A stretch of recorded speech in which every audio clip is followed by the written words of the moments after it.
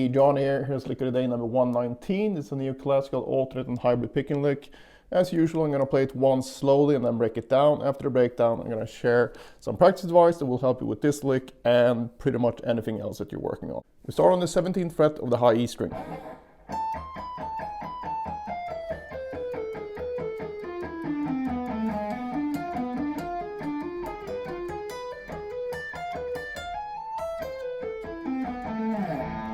Alright, this one is based on the A harmonic minor scale, and A harmonic minor, just like A natural minor, but with a natural 7 instead of a flat 7. So we're going to start it on the 17th fret with this Yngwie sequence. If you want tabs, you can find a link in the description below. You get tabs for everything up until this point. So check that out if you feel that this goes by too quickly, or simply rewind. So we start on 17. We got 17, 19, 20, and the sequence goes like this. We number the notes from left to right, 1, 2, 3. It's going to be 1, 3, 2, 1. So 1, 3, 2, 1. So 4 notes. And we move down to 16, do the same thing. And then we'll move down to the B string. We're going to play a descending group of 6. It's going to be 18, 17, 15, 17, 16, 14. Then from 13 we're gonna do another group of 4. So it's 1, 3, 2, 1. These frets, 13, 14, 16. And then we have the same group of 6, just 1 octave lower. So that's gonna be 15, 14, 12 on the D and the A. And then we end up here on 11 on the A string. So that's the first pick part. For the hybrid picking, we're gonna use a diminished arpeggio, a G sharp diminished arpeggio.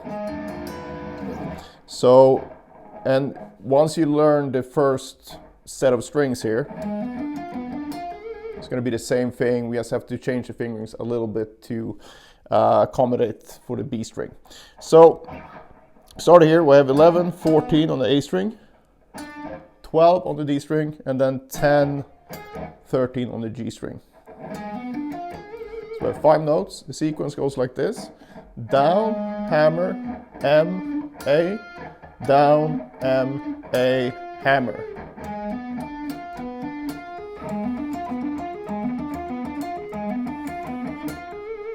And you repeat that from this note, and now we're going to have basically an easier shape. So we have 12 and 15 on the D and B string, and then we just put the 13th fret in between here. Same sequence: down, hammer, M, A, down, M, A, hammer. And then we repeat that again. Again, the simplified shape here, since it's not as stretchy as down here. So the same shape as we did here, just from the 13th fret. But we put the third finger in between. So we're gonna go 13, 16, and then 15, 13, 16. So same type of picking: down, hammer, M, A, down, M, A, hammer.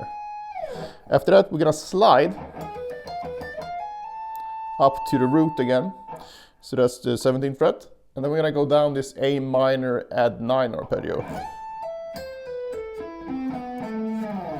So basically, we're coming from here, the slide up, and then pull off, up, pull off, up, up, up, down, up. And then I just slide down and release the string base. So it's like a pull off as I slide down. I mean, you can end it any way you want, but that's how I ended it in the fast version. All right, practice-wise here, the usual thing: break it down and try to find your problem areas.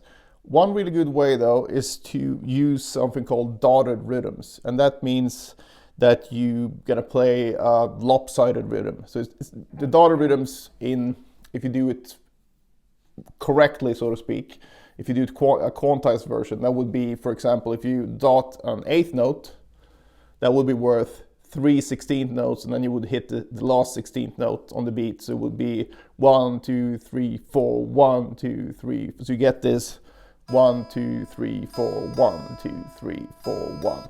So you get that lopsided thing. But when you do this, to benefit from the practice, you want to make it even bigger. So you go So you go like this.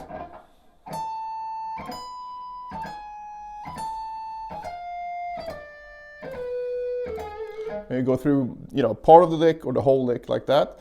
And you probably find that at some point you're going to screw up.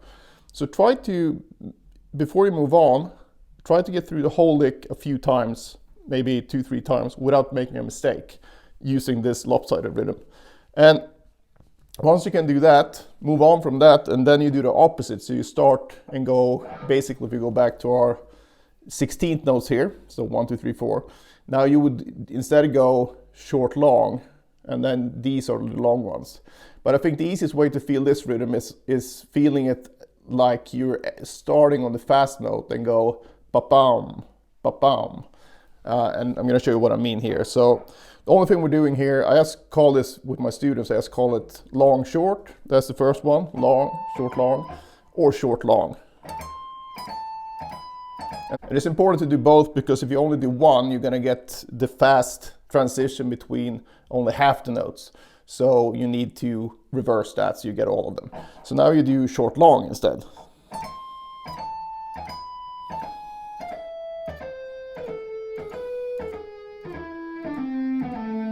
And so on.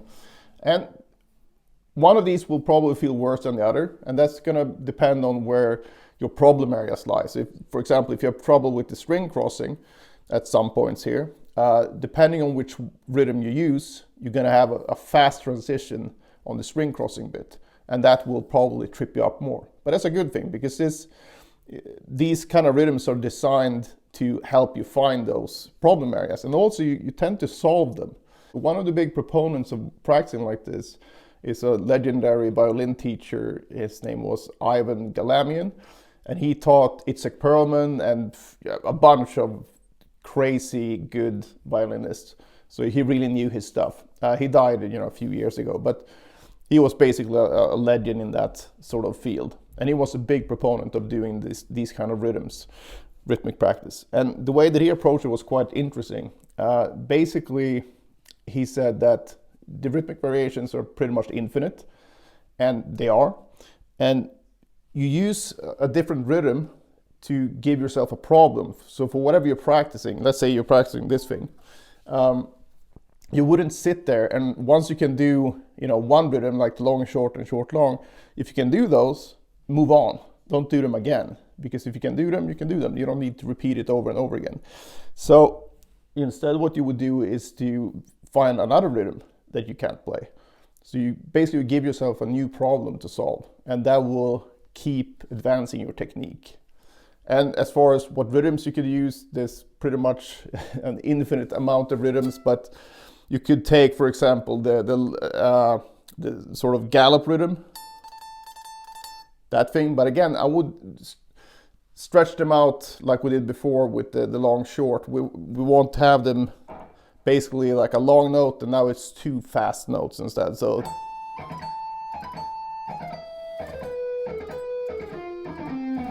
and so on, and then you turn that around.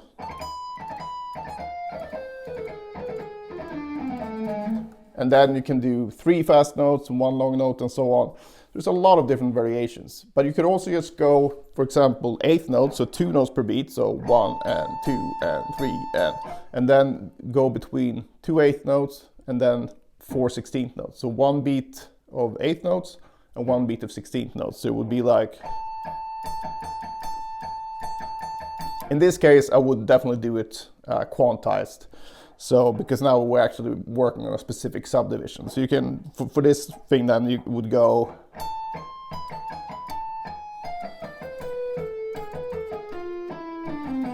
And you can try that at different tempos.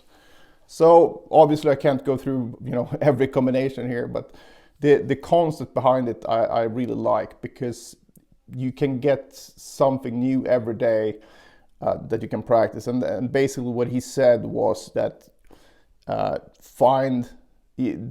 idea is not to go through every combination there ever was, but try to get a couple of new rhythmic variations under your belt each time you practice. And if you do that, you will see that your technique just gets so much better.